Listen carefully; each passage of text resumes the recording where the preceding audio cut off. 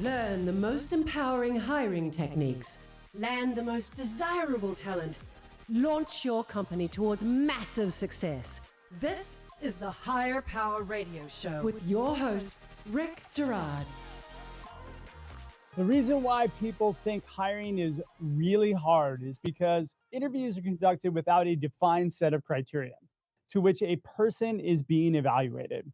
This especially rings true when interviewing outside your personal competency level, most often when hiring a CMO or a CRO. In order for any interview to be effective, there has to be two components by which a person is being judged: skills and value alignment. Now, focusing only on skills may solve your immediate problem, but it often creates more problems because it disrupts your culture. What I've learned is that culture is driven by value alignment.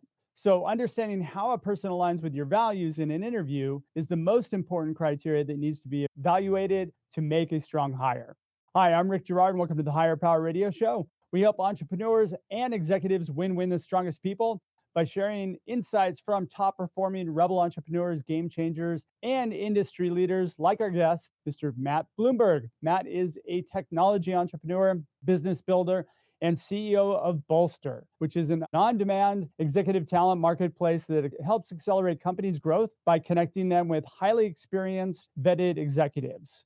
Matt has been recognized as one of New York's 100 most influential technology leaders by Business Insider, by Crain as one of New York's top entrepreneurs, and by Ernst Young as Entrepreneur of the Year finalist. Before Bolster, Matt built businesses and worked in marketing, consulting, and venture capital.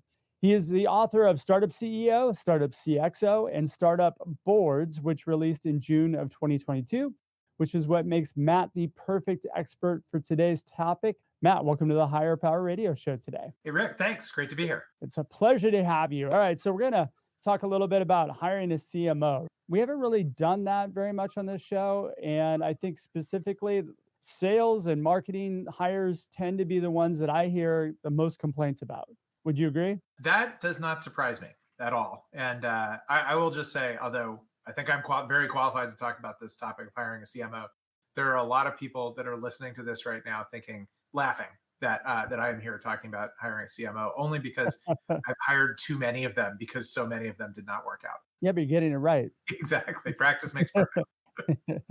I have that same theory about people who interview really well because they get a lot of practice doing it. I've seen a lot of people that interview terribly that are just fantastic, phenomenal people. They're really good at what they do, but they're just not used to interviewing. Let's start out with the hiring story. You shared with me before we did the show kind of a funny scenario. So let's talk about that with the audience. Yeah, so this is not specific to CMOs, but this was sort of early in my career as a CEO. I really struggled with the thing you talked about in your opening, in your intro, which is getting the balance right of kind of that values-driven cultural fit and kind of the right experience, the right technical experience for the job. And certainly early in my career, I felt like that process of hiring executives was a little bit like the process of dating people in college. Like you would date someone and it wouldn't go well, and it would end, and like the next person you dated was the exact opposite of that person. And eventually you sort of titrate to the right spot, but it can take you a while. And I had this experience sort of early on at Return Path of hiring, really over-indexing on values, fit, and culture, which is obviously very important, right? You don't want to bring an executive into your organization that is antithetical to your culture, that doesn't hold the same values you do. But I kind of went overboard on that for a while, and I hired this one guy to be a C-level executive. I'm not even going to tell you the role or the name or anything, but I hired someone to be a C-level executive who was it's just a tremendous cultural fit, but and kind of had the resume for the job. It wasn't way off, but we had a business practice of doing a 90-day 360 review of any new executive, and using that as kind of a flashpoint for like, is this the right person? Is this not the right person? And we did this 360, and it was the whole executive team was in the room, and we had a coach that was moderating the 360. And you start by saying, hey, let's talk about this person's strengths. And every single person around the room only had one thing to say, which was, he is just such a nice guy. But that's not really what you want to hear about your new senior executive. Like, wow, is he a really nice guy? Nothing else. Just a Nothing nice else. guy. So that was the end of him. That takes you back to that dating scenario. You don't wanna be the Right, nice guy when you're dating either right, because then right. you're stuck in the friend zone. Exactly. So unfortunately, so then I overcorrected on my next hire. So my next executive hire, which was actually for a different role by the time I got to it, I was like, all right, well, we'll make sure the values and culture are close enough, but we're really going to over-index on exactly the right experience set. And I ended up with a guy that could not have been more of a misfit for the culture. We had a very, very, sort of friendly, people-centric culture, and we brought this guy in, and he was getting shit done. I mean, he would like the functional skills were off the charts, but he was insulting people every time he opened his mouth. And I never forget the thing that threw everyone like into shock was he was having a conversation with one of the most junior people in the office, this really really nice guy who's ethnically Indian, and he kept calling him Vishnu, which was not his name. It was not even close to his name. Right? It was like the only thing he'd come up with, like, "Hey, you Vishnu, come here." And so he also didn't make it past 90 days, but for kind of the opposite reason. Yeah. So technically competent, but You just relived your whole dating scenario in college. anyway, I feel like as my career progressed, I got a little bit better at finding the right balance between the two things. Let's talk a little bit about the challenge because we're going to cover basically the challenge with hiring a CMO. And then you're going to share with us your playbook on how you're being able to get past that hiring issue that you have and get to a point where you're flourishing as a company. What was the challenge? So the challenge was I had the job I had before I started my first company was running marketing and product management at a technology and media company. So you have a marketing background. So I kind of had a marketing background. I'm more like homegrown than like business school taught, but I had been effectively a chief marketing officer. The experience that we had at my previous company with marketing leaders was just miserable. Like if you read the Harry Potter books, there's that one character, the professor of the defense against the dark arts, who every year in Harry Potter, there's another professor in that slot because something terrible happened to the other one. Like they got blown up, they got cursed, they died. There used to be a joke at my company about oh yeah, I don't think you want to take that job because that's the defense against the dark arts job. So we really really struggled with the CMO role, and I mean we were averaging like one a year, which is not that far off. If you look up the research on it, the average CMO tenure in America is under 2 years. It's something like 18 months. So it's clearly a tough job to hire for. And I think it's tough for a couple of reasons. One is that, and probably the biggest one is that the marketing function has really splintered over the course of many, many years. And if you were in marketing in the 90s or the 80s, either you were a brand marketer or a direct marketer. And your company relied on one of those two things. And if you were a brand marketer, you had to be good at strategy and hiring an agency to go do all your creative and place it on TV, radio, print, and outdoor. If you were a direct marketer, you were a nerd and you had to be really good at quant stuff and figuring out how to orchestrate direct mail and telemarketing. And like that was it. Not to oversimplify, right? But Now it's completely changed. now Right? it's completely changed. And if you walk your way, decade by decade, and now you have to be good at everything. Especially if you're a CMO, yeah. If you're the CMO, you have to be able to run all the brand stuff, all the direct stuff. But by the way, each one of those is now 4,000 things, right? The proliferation of channels and techniques in marketing has made marketing a much more complex job than it used to be. I have this conversation with a lot of CEOs too. Somehow the focus is on growth marketing, right? And how it ties to revenue. That's where it becomes tricky because a lot of CMOs don't really tie, maybe they might be more strategy focused, but they don't really tie that much to revenue. That is one of the many challenges you find. I was terrible at hiring CMOs until I wasn't. And ironically, one of the biggest lessons I learned came from the CMO that I had sort of before I feel like we got it right. Although he was like the transitional one between not getting it right and getting it right. And he was obsessed with growth marketing, and who doesn't want to hear that when they're a CEO, right? And the problem that he brought to the table was he brought a playbook to the table from his previous job. and convince me that that he had the answers. And the problem is, no two companies are the same company. And your playbook one place might kind of work somewhere else, but it's unlikely to work as written. And he sort of came in with this mentality as a growth marketer of, hey, I'm going to overspend and over deliver because that's my thing. And it didn't work because he was applying someone else's playbook. And I remember the day that I realized, like, like this is a problem, which, he came in and for ballpark numbers, he came in and the marketing department was 15 people. And I was going to give him a license, right? He was going to deliver growth. So he shows up 2 weeks later with his future org chart that he wants to hire into with 45 people on it for marketing. And I was like, all right, I get that we're underdoing it today, but we don't really have to go all the way to 45 people from 15 or 20, do we?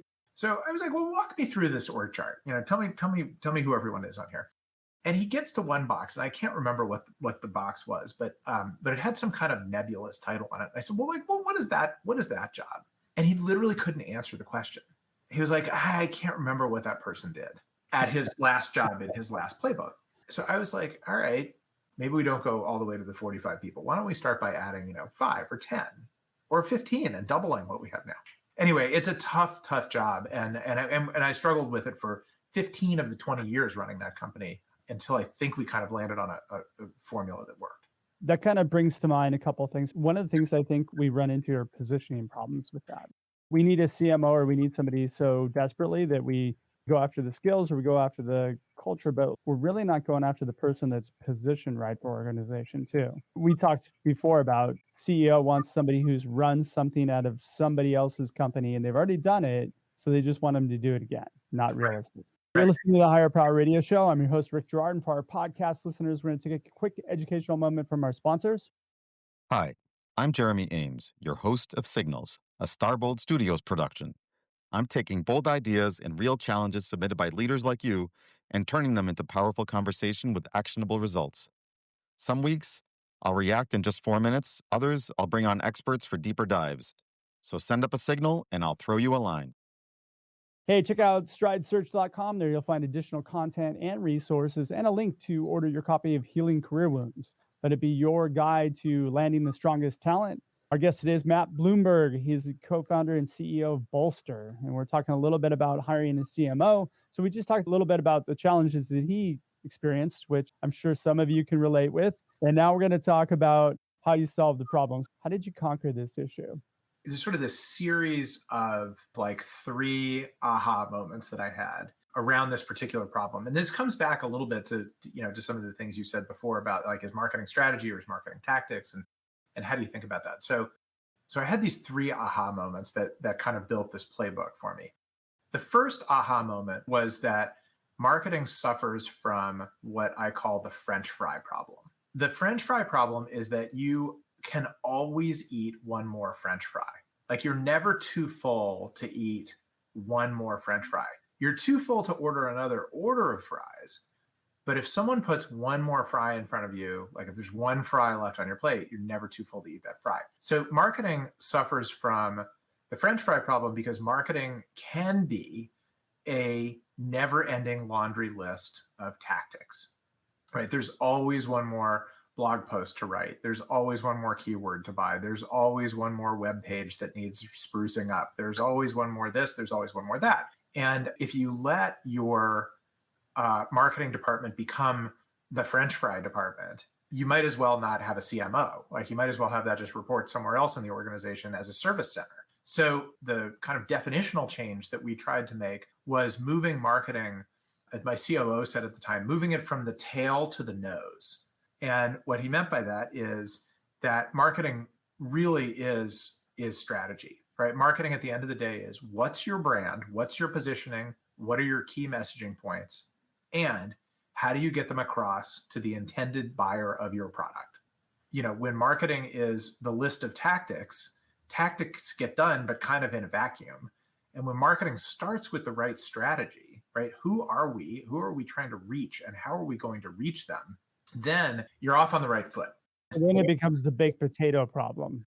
Well, and you're not going to eat anymore, right?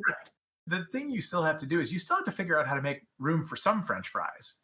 And you have to basically teach the organization how to make its own French fries. Like the marketing department can write all the blog posts, or the marketing department can put out a calendar and have other people write blog posts and like do some editing on them. As an example, right? Marketing could create every slide deck, or marketing could create a whole bunch of templates and samples and have other people sort of do their own work.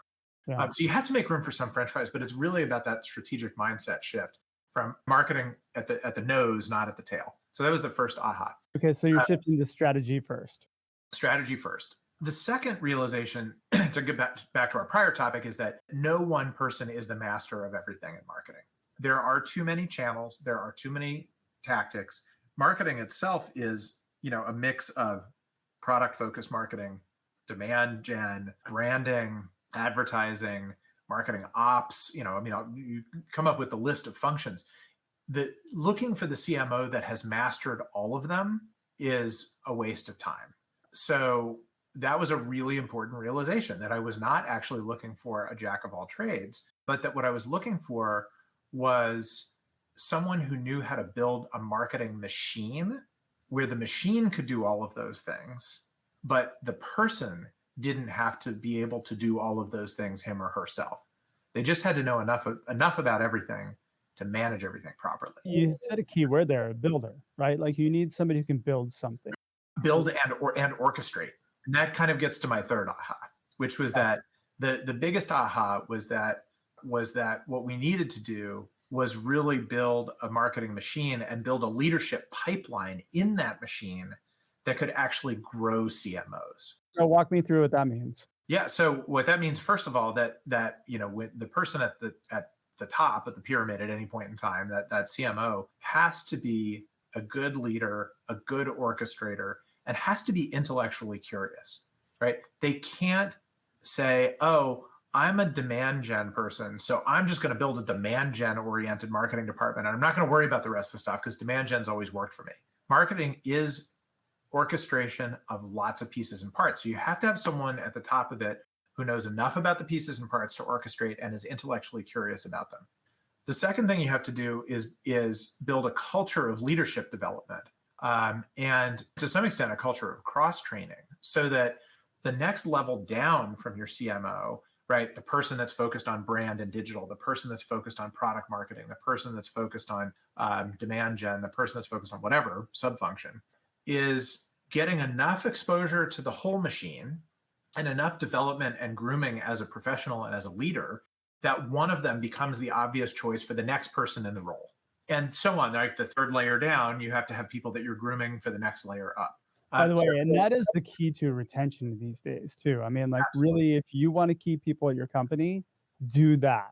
It's not that difficult to do. I mean, it just requires that you pay attention to it as the leader and really drive that focus. But that's absolutely right. So, if you think about like the visual that I have a slide on this somewhere, but the transformation that we went through as an organization and hiring CMOs was one from the CMO being at the bottom of the pyramid, like holding up the pyramid, like, oh my God, what if the whole thing falls over?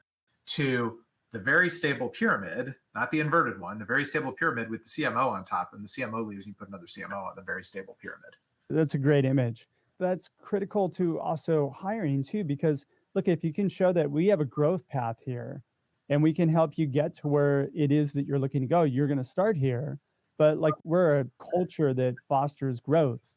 That's what most people are looking for today. That's what I run into probably 85% of the time when I'm talking to potential candidates for opportunities. It's always like, well, in order for me to grow here, somebody's got to die above me. That sort of thing. Nobody wants to feel like they have no place to go. Yeah, absolutely. And I think, there are a couple ways to think about that. One is that you're investing in people's growth and development, and you have good vertical movement in an organization, and there's good future for people. The other thing I've always thought, as time has marched on, that the notion of career as a ladder has changed.